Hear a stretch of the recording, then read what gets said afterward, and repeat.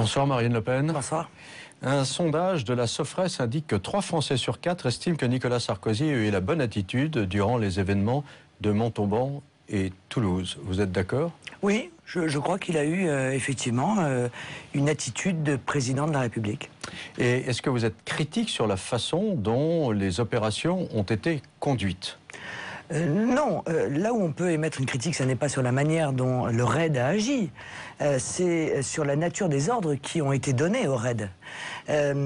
Cette volonté, cette exigence qui leur a été réclamée en toutes circonstances et quel qu'en soit le prix, garder ce suspect en vie, au risque d'avoir des blessés, ce qui a été le cas, je crois qu'il y en a eu 5 quand même, de blessés supplémentaires, m'apparaît être une exigence qui était peut-être un peu trop prioritaire par rapport à la préservation de l'intégrité de nos policiers. Peut-être aussi le désir de ne pas en faire un martyr, ou que certains ne pensent pas qu'il est un martyr.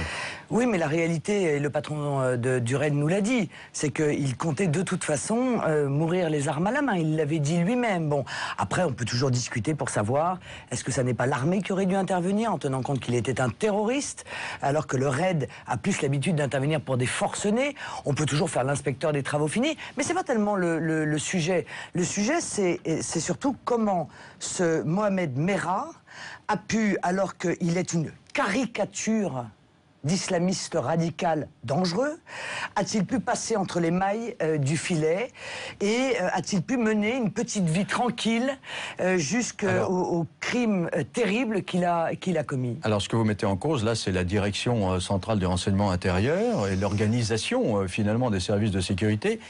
Avez-vous une idée où est la faille, s'il y en a une?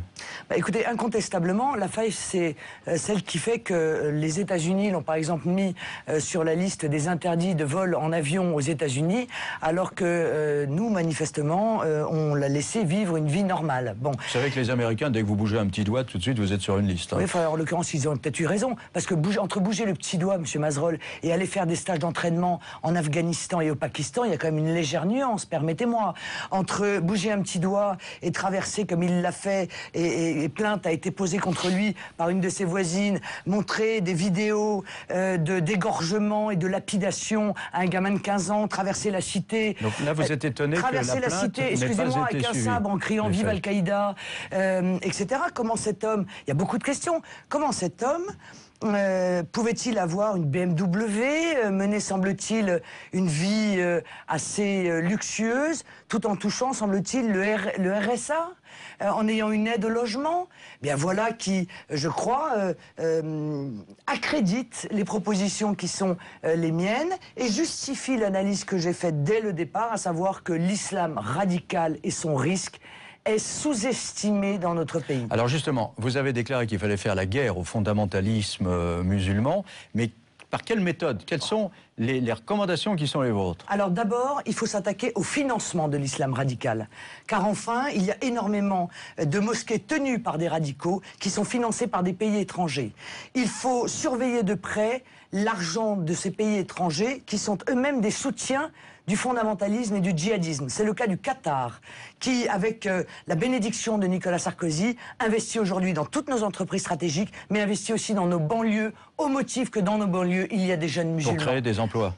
Mais voyons, c'est ça. Ça, c'est ce qu'ils vous racontent. C'est sûr qu'ils vont pas vous dire qu'ils viennent pour endoctriner les gamins et éventuellement qu'ils servent leur cause. Ça, je m'en doute bien, Monsieur Mazerolle. Ils ne sont pas stupides tout de même. Bon, il faut que la sécurité dans les zones de non-droit soit retrouvée. Ça veut dire qu'il faut que la police rentre à nouveau dans les zones de non-droit. Il faut que les renseignements rentrent dans les zones de non-droit. Et comment on fait? Les renseignements n'y sont plus, mais monsieur, par des méthodes tout à fait classiques qui sont celles du renseignement, l'infiltration. Or, ça n'est plus le cas. Aujourd'hui, la police, la gendarmerie, le renseignement se sont retirés de ces zones de non-droit. Eh bien, dans ces zones de non-droit, l'islamisme radical pullule. Bon. Est-ce que vous préconisez, par exemple, le retour des renseignements généraux?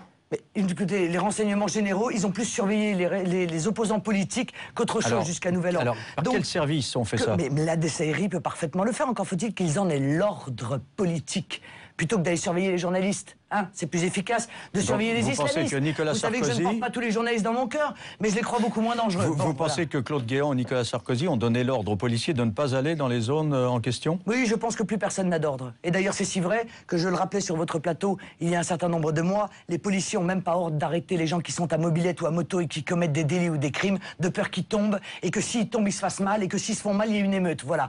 Le gouvernement vit sous la terreur de l'islam radical, la terreur des réseaux qui se sont infiltrés dans notre pays, et il ne lutte pas non plus contre l'hybridation qui existe entre l'islamisme radical et le banditisme. Or, M. Merat en est une démonstration flagrante. Voilà quelqu'un qui finançait les armes qu'il achetait par des braquages qu'il effectuait, condamné juste 15 fois, permettez-moi. Alors moi, je tiens à vous dire une chose, c'est qu'il va falloir aussi travailler en amont. Vous voyez, si le Front National avait été au pouvoir depuis 30 ans, M. Merat n'aurait pas été français. Pourquoi ? Et parce que ses parents étaient étrangers et que M. Merat n'aurait pas profité du droit du sol et de l'acquisition automatique de la nationalité française. Et qu'à 18 ans, compte tenu des délits qu'il avait d'ores et déjà commis, eh bien, M. Merat se serait vu refuser la nationalité française. On l'aurait expulsé ? Exactement. Et on l'aurait expulsé, tout à fait. Et on se serait privé d'un des pires criminels dans les 30 dernières années. Mais toutes les personnes qui sont nées en France de parents étrangers ne sont pas des criminels, heureusement d'ailleurs. Ah, mais Dieu merci. L'immense majorité, je crois, la quasi-totalité. Mais encore faut-il se donner la possibilité de choisir. Le problème avec M. Merat, le problème de l'acquisition automatique de la nationalité, que d'ailleurs M. Mélenchon veut aggraver, hein. Lui, il veut que le simple fait d'arriver sur le sol permette d'être français. C'est que lorsque vous voyez un CV avec un jeune homme qui a commis autant de délits, est-ce que vous croyez qu'à 18 ans, vous lui accordez la nationalité française? Lorsque vous voyez qu'il est manifestement attiré et qu'il participe de réseaux d'islamistes, notamment par l'intermédiaire de son frère, est-ce que vous lui accordez la nationalité française? Eh bien moi, je lui refuserai. Et je pense que les Français doivent être maintenant beaucoup plus exigeants sur la manière dont ils accordent non seulement la nationalité française, M. Mazerolle, mais aussi les aides sociales. Parce que quand on voit quelqu'un comme ça, condamné 15 fois, qui a l'aide au logement, qui a le RSA, alors que des millions de Français sont dans la pauvreté. Qui est français. Oui, c'est un Français, mais c'est un délinquant. C'est un délinquant multirécidiviste. Eh bien, monsieur Mazerolle, les délinquants multirécidivistes ne doivent pas pouvoir avoir le droit aux aides sociales. Je ne veux pas que les ouvriers... Quand ils sortent de prison, ils vivent comment ? Mais ils se débrouillent, monsieur. Ils ont violé les lois et les règles de la vie en société. Ils ne viennent pas après demander la solidarité. On les fait trop facile, mais trop facile, monsieur Mazerolle. Mais on les fait replonger tout de suite s'ils n'ont pas de moyens de subsistance. Et le boucher, et le boulanger, et l'ouvrier, et le plâtrier qui travaillent dur toute la journée, eux doivent se saigner pour payer à des multirécidivistes des aides sociales. Eux doivent se saigner pour mettre un toit sur la tête de leurs enfants, mais ils doivent contribuer à payer des voyous récidivistes, hein, quand ils ne deviennent pas des terroristes, et leur payer l'aide au logement. Eh bien moi je trouve ça profondément insupportable. Et moi j'appelle les Français à comprendre que la justice, ça consiste aussi à avoir des droits et des devoirs. Et on ne peut pas, lorsqu'on viole la loi de multiples reprises, réclamer la solidarité de la communauté nationale. Alors, on vous a entendu dire j'arrête la campagne le jour où le drame a eu lieu à l'école juive de Toulouse. Et puis, le lendemain matin, ou le surlendemain, pardon, dès que l'on a su l'identité du tueur, vous avez immédiatement repris la parole pour dire il faut faire la chasse au fondamentalisme musulman. À 5 h du matin, j'ai appelé M. Barbier et je lui ai dit, est-ce que vous pourriez m'inviter dans 4 heures? Alors, pourquoi? Parce que finalement, vous voyez bien que beaucoup disent, Marine Le Pen, elle est un peu en panne dans les sondages. Et il y a même un sondage qui présente le fait qu'elle est devancée par Jean-Luc Mélenchon. Est-ce que finalement, elle n'a pas saisi cette occasion pour essayer de se relancer? Monsieur Mazerolle, j'avais dit que j'arrêterais 48 heures ma campagne. Je l'ai arrêté 48 heures. J'étais invité le lendemain matin chez M. Barbier. Ce n'est pas moi qui donnais l'ordre d'assaut au raid. Ce n'est pas moi qui ai fait avancer l'enquête pour trouver M. Merat. Quand je suis arrivé sur un plateau de télévision le matin, il se trouve que M. Merat avait été détecté et était en voie d'être arrêté. Qu'est-ce qu'il aurait fallu que je fasse? Que je me taise? Que je ne tire pas les... C'est pas vous qui avez appelé pour être invité? Non, mais parce que vous me l'avez dit tout à l'heure. À 4 h du matin, j'ai appelé. Je vous dis ça parce que évidemment, vous voyez bien que c'est l'absurdité. Ah bon, et que j'avais prévu, que cette émission était prévue d'ailleurs de longue date. J'ai pas appelé M. Barbier, dont je n'ai pas de numéro de téléphone. Moi non, d'autres sûrement l'ont, mais moi je ne l'ai pas. Bon. Et qu'est-ce qu'il lui fallait que je fasse? Que je me taise? Que je ne dise pas que cet homme est caricatural de toutes les erreurs qui ont pu être commises par le passé et qui continuent d'être commises dans notre pays, eh bien, je ne veux pas me taire. Parce qu'il y a bien assez de candidats, Monsieur Mazerolle, qui se taisent sur le problème de la sécurité, qui se taisent sur le problème de l'islamisme radical dans notre pays pour que je puisse me permettre de me taire. Je dois en parler parce que les Français veulent qu'on en parle, parce que c'est une inquiétude profonde chez eux et parce qu'ils ne voient pas de réponse apportée par la classe politique. Et ceux qui disent, qu'est-ce que vous répondez à ceux qui disent, ben, tout ça, ça va faire monter Marine Le Pen? Mais ça m'intéresse. Ça la sert. Mais que ça m'intéresse pas, ça sert, ça fait monter, ça c'est des choses de politologue. Ce qui m'intéresse, c'est que le thème de la sécurité, de l'islam radical, arrive au centre de la campagne. Parce que ce sont des thèmes que Nicolas Sarkozy et François Hollande ont cherché à évacuer. Pourquoi? Parce que M. Hollande, il n'a rien à dire en matière de sécurité. Il n'a aucune idée. Et il en parle maintenant. Oui, il en parle. Il en parle un tout petit peu. Qu'est-ce qu'il dit? Il dit Nicolas Sarkozy n'a pas de leçon à nous donner. Ce qui n'est pas faux. Mais lui-même, qu'a-t-il à dire? Est-ce qu'il est sorti de l'angélisme récurrent de la gauche? Est-ce qu'il n'est pas comme toujours du côté, de manière générale, des délinquants pour la prévention systématique contre la répression? Quant à Nicolas Sarkozy, il faut bien admettre que son bilan est sur ce plan-là véritablement très mauvais. Fin de cette première séquence. On se retrouve dans un instant avec Michel Revolt du Point qui va vous interroger sur l'euro. A tout de suite. Encore? Eh oui. Très bien. Bonsoir. Yannick Noah vient de déposer plainte contre vous. Vous l'aviez qualifié d'exilé fiscal? Oui, eh bien, il perdra son procès. Vous maintenez, bien sûr? Je maintiens et il perdra son procès. Puisqu'il nous a expliqué d'ailleurs au passage, ce qui peut peut-être justifier son revirement et le fait que maintenant il vote Sarkozy, qu'il était en pleine négociation avec le fisc pour des amendes qui lui ont été imposées du fait de l'exil fiscal dont je parlais. Et que, je crois, dit-il, que la facture a déjà été baissée de 50%. Les Français apprécieront. Je ne suis pas sûr que tous les chefs d'entreprise qui ont un contrôle fiscal arrivent à faire baisser leur facture de 50%. Quelle est votre solution pour éviter l'exil fiscal important? Mais écoutez, moi je ne suis pas en train de m'occuper Je pense que les gens, s'ils veulent partir, ils partiront toujours. Ceux qui ont tellement peu de patriotisme, qu'ils décident qu'ils payent toujours trop d'impôts, ils paieront toujours trop d'impôts. Si vous leur prenez 1 euro de plus, ils décideront de payer. Moi, c'est pas ça mon objectif. Mon objectif, c'est de m'attacher à ce que les classes moyennes vivent mieux qu'elles ne vivent aujourd'hui. Qu'elles sortent de l'angoisse qui sont la leur du déclassement, parce qu'aujourd'hui, les classes moyennes ne s'en sortent plus. Trop pauvres pour être riches, trop riches pour être pauvres. C'est ça ce qui est important. Parce que ça, c'est la partie la plus importante de la population française qui attend des réponses. Moi, je veux bien qu'on se bagarre sur, peut-être, je sais pas, 1% des gens ou 5000 personnes, mais je ne suis pas vraiment sûr que c'est ça qui améliore la situation des Français. Une bonne partie de votre programme économique est basée sur la sortie de l'euro, le retour au franc. On a cru comprendre il y a quelques jours que vous avez annoncé qu'en fait, il ne s'agissait pas d'une sortie de l'euro, mais que vous alliez proposer un référendum sur la sortie de l'euro. Et ça, fait la même chose. Ça a exactement toujours été dans mon programme. J'ai toujours dit que je considérais scandaleux que l'on ne demande pas aux Français leur avis sur des modifications de traités européens. J'ai d'ailleurs vivement critiqué la manière dont Nicolas Sarkozy a fait passer la Constitution européenne par le Congrès, alors que les Français l'avaient rejetée par référendum. Donc j'ai intégré dans mon projet que toute modification des traités européens ferait l'objet d'un référendum. Il me semble que l'euro est issu d'un traité européen et que par conséquent, il est tout à fait légitime, le remettant en cause, que l'on fasse un référendum. Et j'avais d'ailleurs réclamé, dans le cadre de la concertation avec l'ensemble de nos partenaires européens, que des référendums puissent s'effectuer dans tous les pays, en tout cas tous les pays qui le prévoient. Mais est-ce que ça ne remet pas en cause l'ensemble, une grosse partie en tout cas de votre programme économique? Parce qu'elle est fondée sur le retour au franc? Non, pas du tout, parce que c'est une partie... Vous proposez un référendum... Le retour aux monnaies nationales et la préservation de l'euro comme monnaie commune est une partie de mon projet économique. Mon projet économique, il est d'ailleurs extrêmement cohérent. Il répond à toute une série de difficultés qui sont celles de notre économie et qui ne sont pas exclusivement liées à la monnaie. Il y a le problème du pouvoir d'achat. Dans le problème du pouvoir d'achat, vous savez, j'ai créé une contribution sociale à l'importation pour financer la prise en charge de 200 € des cotisations salariales par l'État pour augmenter de 200 € net, immédiatement, sans passer par l'accord de l'entreprise, tous les salaires jusqu'à 1,4 fois le SMIC, c'est-à-dire jusqu'à 1 500 €. Pourquoi je fais ça? Je fais ça aussi pour relancer le marché intérieur. Si je relance le marché intérieur, les entreprises vont avoir des perspectives, les PME, PMI. Mais ayant des perspectives, il faut qu'elles puissent investir.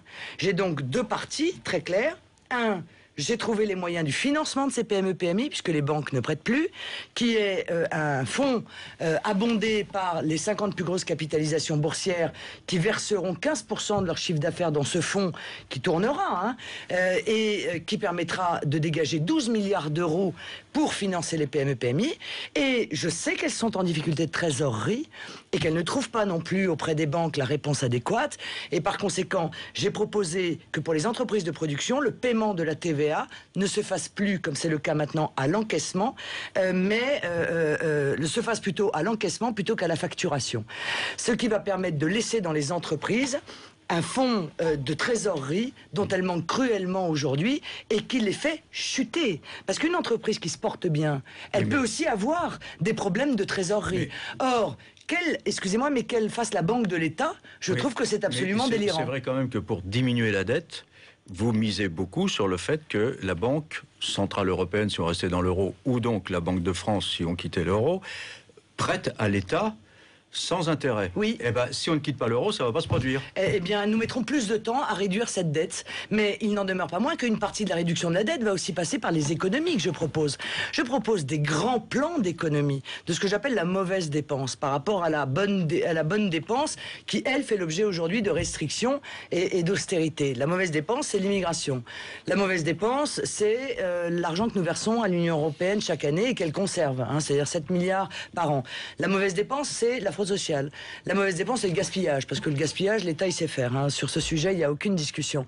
La mauvaise dépense, c'est la gabegie des collectivités territoriales qui n'ont eu de cesse d'embaucher des fonctionnaires territoriaux là où... Cette mauvaise dépense Pardon ? Vous l'avez quantifiée, cette mauvaise dépense ? Ah oui, on l'a quantifiée. D'ailleurs, on l'a intégrée dans la planification dans le plan de désendettement que tous les Français, d'ailleurs, peuvent aller regarder, analyser sur mon site de campagne.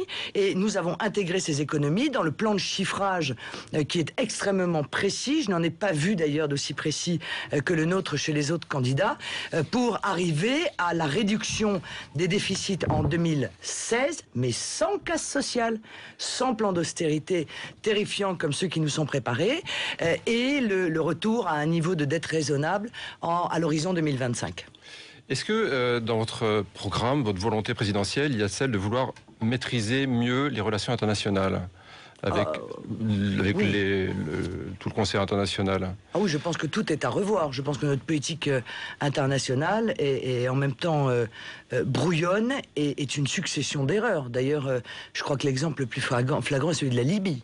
Oui. Vous étiez contre l'intervention? Ah non, mais non seulement j'étais contre l'intervention, mais j'avais prévu dès le départ ce qui allait se passer. C'est-à-dire que j'ai dit dès le départ, la France est en train d'armer et de dépenser des millions pour mettre au pouvoir des djihadistes, des fondamentalistes musulmans. Eh bien, ça n'a pas raté. Dès leur arrivée au pouvoir, il y avait une rébellion populaire contre un homme qui martyrisait et tuait son propre peuple. Alors c'est vrai qu'après, M. Mazerolle, il faut se poser la question de savoir si l'on doit intervenir pour mettre au pouvoir des djihadistes. C'est vrai qu'il faut se poser la question. On n'est pas intervenu pour les mettre au pouvoir, on est intervenu pour les aider à se Oui, mais en l'occurrence, libérer. ce sont eux qu'on a mis au pouvoir. Et ils ont commencé par faire une chose, c'est à imposer la charia. Fallait mieux laisser Ça veut dire qu'ils sont arrivés, la première chose qu'ils ont déclarée, c'est la mort de la démocratie. Parce que la charia, c'est la mort de la démocratie. Mais il valait mieux laisser Kadhafi ? Je pense qu'il valait mieux, dans ces conditions-là, laisser le peuple libyen décider de son avenir. Mais allez... Ça ne changeait rien. Enfin, il a envoyé les tanks. D'accord, monsieur. Eh bien, monsieur Mazerolle, je vous donne pas 3 ans pour qu'on nous rappelle à l'aide. Parce que actuellement, les djihadistes, dont personne ne parle plus d'ailleurs, c'est fini, on a game over. C'est ça, on a fait joujou, et puis maintenant game over. Donc on se détourne, on s'intéresse plus. Mais il y a un peuple là-bas, et il y a un peuple qui est en train de se faire martyriser par les types qu'on a mis au pouvoir. Il y a des milices qui sont en train d'imposer leurs lois par la violence. Il y a des immigrés qui sont parqués comme des chiens et comme des bêtes par les fameuses milices en question. Il y a des femmes qui sont brutalisées. Et M. BHL, qu'est-ce qu'il fait avec sa chemise au vent ?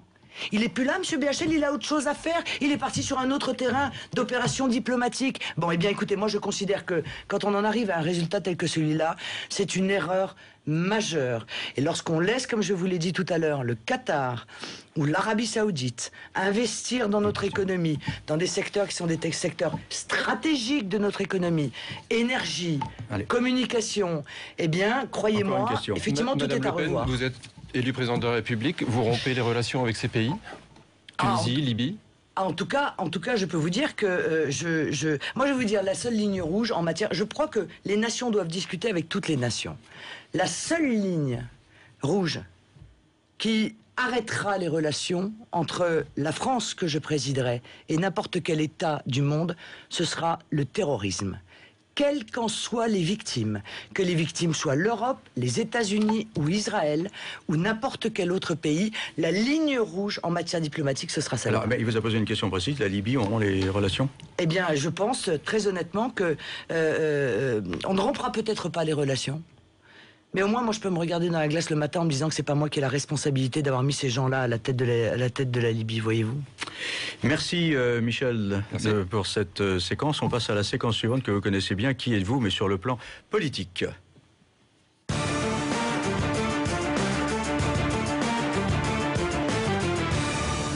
Farida Setiti nous a rejoint, Marine Le Pen.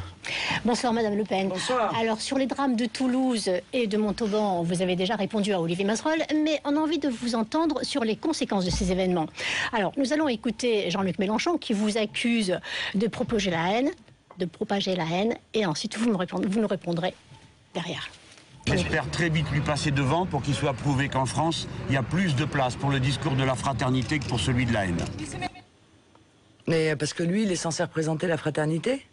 Il éructe, il insulte, il hurle. Il nous a encore envoyé ses militants ce matin au marché de mots pour hurler et éructer dans nos oreilles pendant 1h15. Personne ne supportait plus, ni les journalistes, ni les gens qui étaient sur le marché. Et lui, il est le porteur d'amour. Mais c'est lui qui est le porteur de haine. Bon.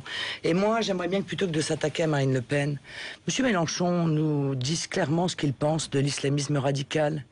J'aimerais que M. Mélenchon nous dise clairement ce qu'il pense de l'UOIF et des invités de l'UOIF au congrès du 6 avril prochain, hein, où deux cheikhs, deux imams ont reçu des visas de la part du gouvernement français alors qu'ils ont appelé au meurtre des Juifs. Et ces visas, grâce au Front National, grâce à notre communiqué, ont été annulés hier soir par le ministère de l'Intérieur. Qu'est-ce qu'il en pense, M. Mélenchon?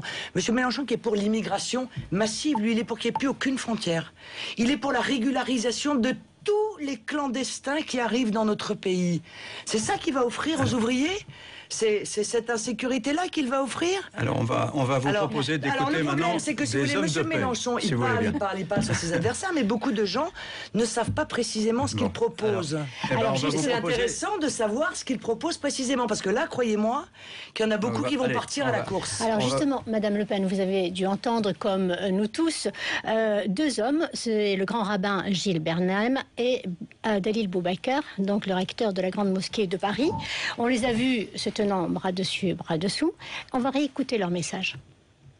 Musulmans comme juifs, juifs et musulmans, condamnons tout amalgame qui peut être fait entre une situation politique internationale qui se joue au Proche-Orient et l'acte monstrueux qui, depuis Montauban et Toulouse, fait l'horreur de tous les Français.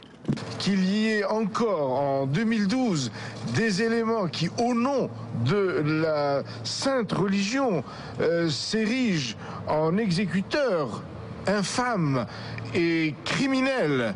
Ce sont des criminels, laissons-leur leur dénomination de criminels et pas d'un autre adjectif qui dénature ou expliquerait en quelque part l'inexplicable et l'innommable. Votre réaction, Madame Le Pen? Pourquoi les représentants chrétiens n'étaient pas là? Ah, justement, on s'attendait à cette question. Parce que on a les représentants de la communauté juive et musulmane. Et pourquoi pas les représentants chrétiens? Oui, il y a une victime qui était chrétienne, un des soldats. Mais bon. Mais vous voyez bien, ce sont les deux... Qu'est-ce que ça veut dire, mais bon? Ce sont les deux communautés qui ont été davantage mises en cause, stigmatisées par ce drame. Non, monsieur, en réalité, non. Parce que la réalité, c'est que M. Mera a tué des soldats français. Et voyez-vous, il a tué des... aussi. Oui, mais pas parce qu'ils étaient d'origine. Il a dit d'ailleurs, tu tues mes frères, je te tue. Il a tué des soldats français. Il a agi contre l'armée française. Et en cela, il a agi contre la France. Et vous voyez, je ne crois pas qu'il se soit profondément intéressé, Monsieur Merat, à savoir si les uns étaient musulmans ou les uns étaient chrétiens. D'ailleurs, ils étaient musulmans et chrétiens. Mais moi, ça ne me choque pas du tout, ça. Moi, j'aimerais que tout le monde fasse une grande manifestation contre le fondamentalisme islamique. Alors, justement... J'aimerais que tout le monde vienne dire clairement que le fondamentalisme islamique est un fascisme. Parce que, moi je veux bien tout ce qu'on veut, mais il n'en demeure pas moins que le terrorisme en Irak, le terrorisme au Pakistan, le terrorisme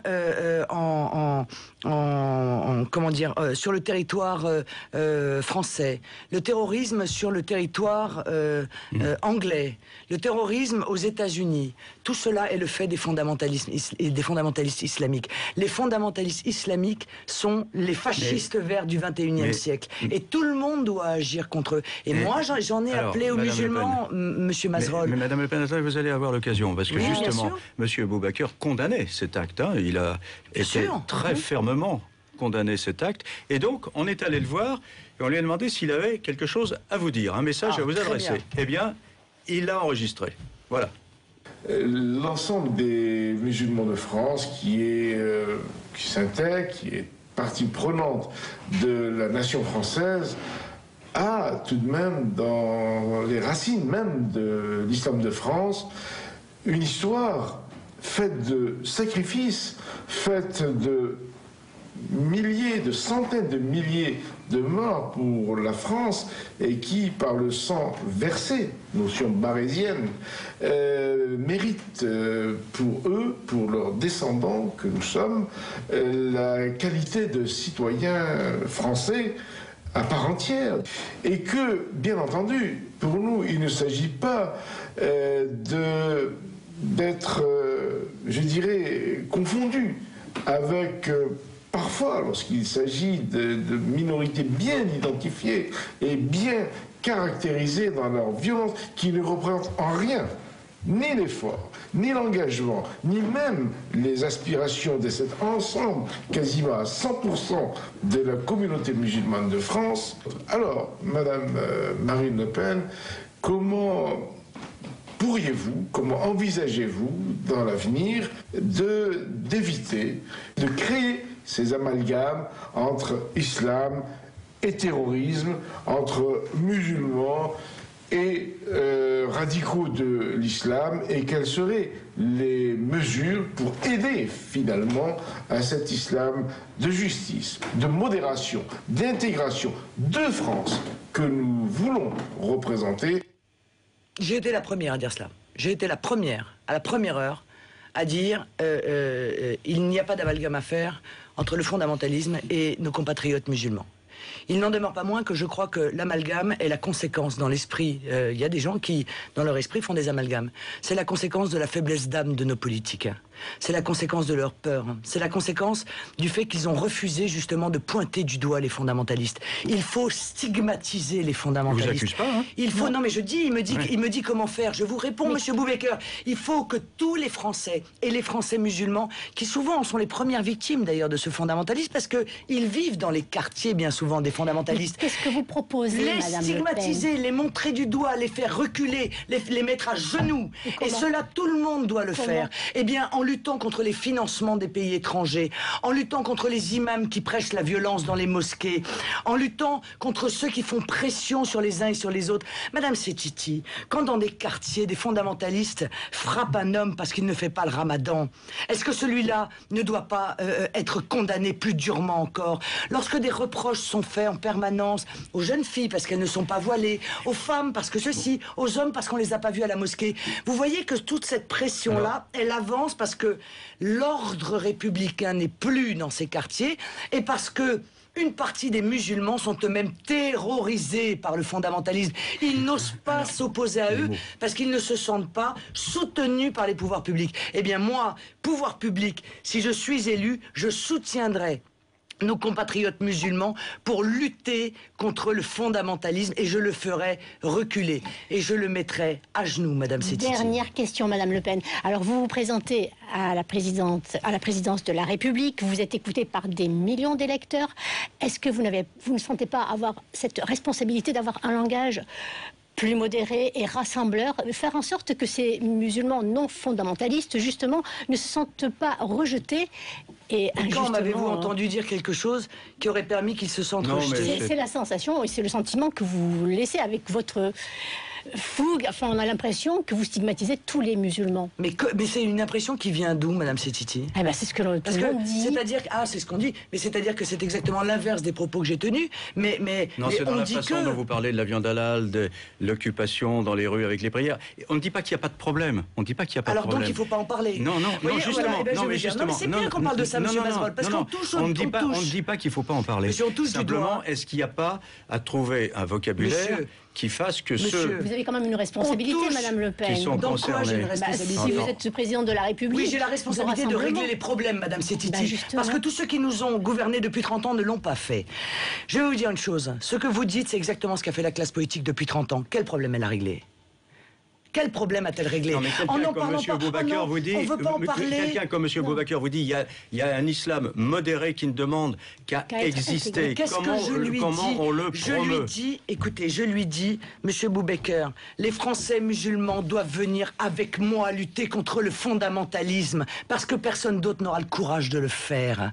La réalité, c'est que la classe politique est tétanisée par ces histoires de religion depuis des années, qu'à force de ne rien vouloir dire, de peur d'être traité d'islamophobes, ou de le dire, Madame Le Pen, ou de ceci, on ne dit plus rien, et on en arrive à une situation, Madame Sétiti, où les gens n'admettent plus ce qui est inadmissible. Le fait que 50% de la viande halal, la viande qui soit distribuée en France est halal, est insupportable. Vous entendez? C'est insupportable. Et si personne ne règle ce problème, vous croyez que les gens vont faire quoi? Qu'ils vont trouver ça supportable demain? Mais vous croyez qu'il n'est pas plus important de régler le problème de l'emploi plutôt que le problème de la viande halal? Mais madame, on peut tout régler en même temps. On peut tout régler en même temps. On peut régler le problème de l'emploi, on peut régler le problème de la sécurité, on peut régler le problème du halal, qui est un problème important. On peut régler le problème de notre souveraineté qui part à volo. On peut régler tous ces problèmes-là en même temps, voyez-vous. On arrive à la dernière. Un cerveau, on a un cœur, on a des tripes, et ça suffit assez, croyez-moi, pour régler beaucoup de problèmes. On arrive à la dernière séquence. Merci Farida. C'est l'After RMC maintenant avec Véronique Jacquier.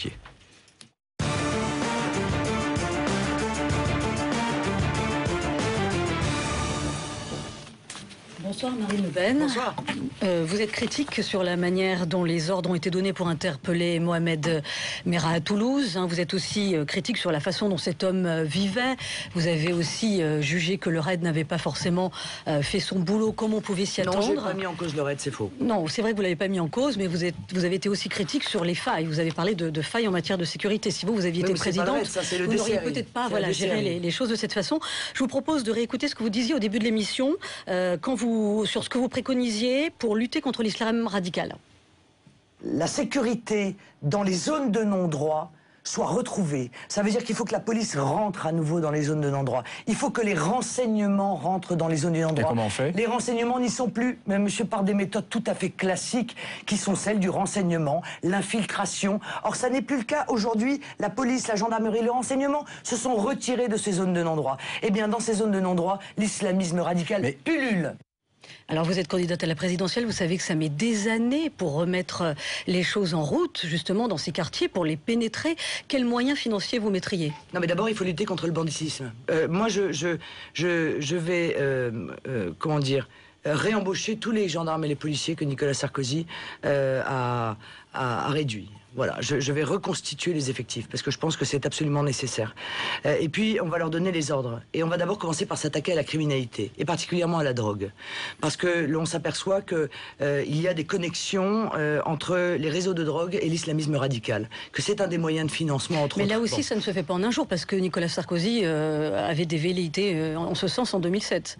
Oui, enfin, entre avoir des velléités et le faire, bon, quand j'ai donné l'exemple tout à l'heure de quartiers entiers où ce sont des milices qui surveillent les gens, qui les fouillent avant de rentrer chez eux. Ne me dites pas que dans ces quartiers-là, la police est là. Et la police, elle est là, arme au poing, parce qu'elle irait bien dans les banlieues. Mais l'ordre est donné de ne pas y aller. Pourquoi? Parce qu'on essaye d'acheter la paix civile. On ne veut pas la moindre bavure, parce que sinon on a peur que les banlieues brûlent. On gère les banlieues comme si c'était une grenade dégoupillée. Le problème, c'est qu'il y a des gens qui habitent dedans, voyez-vous, et des gens de toutes les religions. Et ces gens-là, ils souffrent le martyre. Ils n'en peuvent plus. Ils ont le sentiment d'être complètement abandonnés. Et c'est inadmissible de la part d'un État de droit. Donc il faut redonner des ordres à la police pour rentrer et faire leur travail. Ils n'attendent que cela, madame. Je les vois. Ils me témoignent.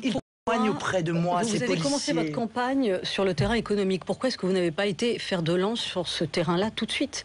Parce que vous avez dit au cours de l'émission que vous étiez heureuse que le thème de la sécurité soit maintenant au cœur de la campagne. J'ai toujours marché sur mes deux jambes. J'ai fait, il y a quelques semaines, un colloque entier sur les zones de non-droit. J'ai, dans tous mes meetings, évoqué la sécurité. Or, encore une fois, je dis qu'au-delà des problèmes de moyens, qui sont effectivement en recul, et ça n'est pas normal, c'est un problème de volonté politique. Lorsque vous dites au RAID que l'objectif prioritaire, c'est de prendre cet homme vivant, eh bien le RAID prend le risque de faire tuer des gens de chez eux. Et ils le font parce qu'ils sont disciplinés. Eh bien, à un moment donné, est-ce que l'ordre n'aurait pas pu être de l'arrêter vivant? Et puis, si vraiment on ne pouvait pas le faire, bah tant pis. Voilà.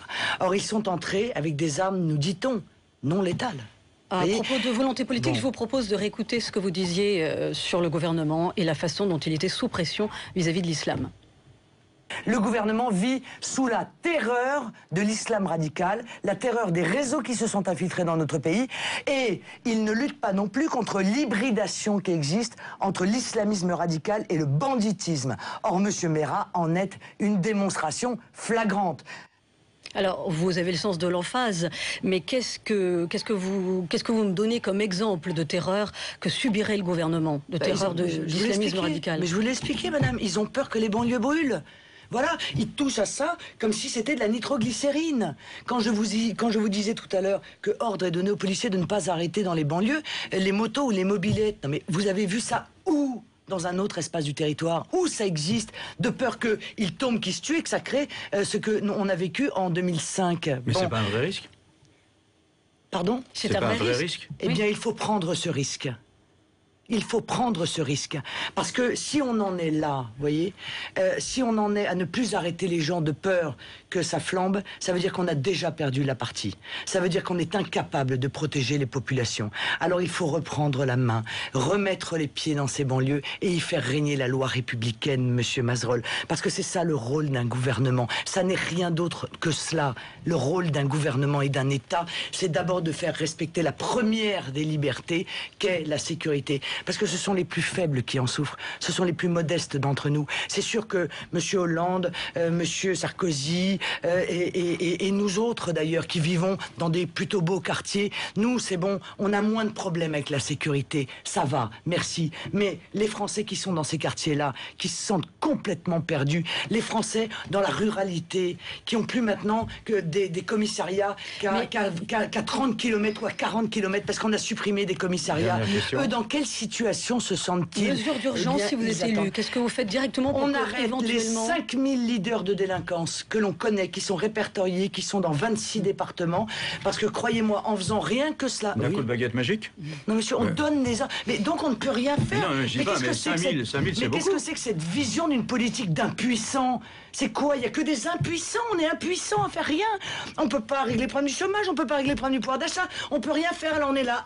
Oui, effectivement. Si Nicolas Sarkozy avait pu le faire, il l'aurait pas fait? Non, il ne le fait pas parce que ça n'est pas sa priorité. Et parce que c'est un homme, encore une fois, qui est sous pression, parce qu'il n'a pas le courage de le faire, parce que ça nécessite du courage, monsieur Mazerolle, voyez-vous, et je n'ai pas le sentiment que Nicolas Sarkozy, à part dans ses paroles, ait fait preuve de courage dans sa vie.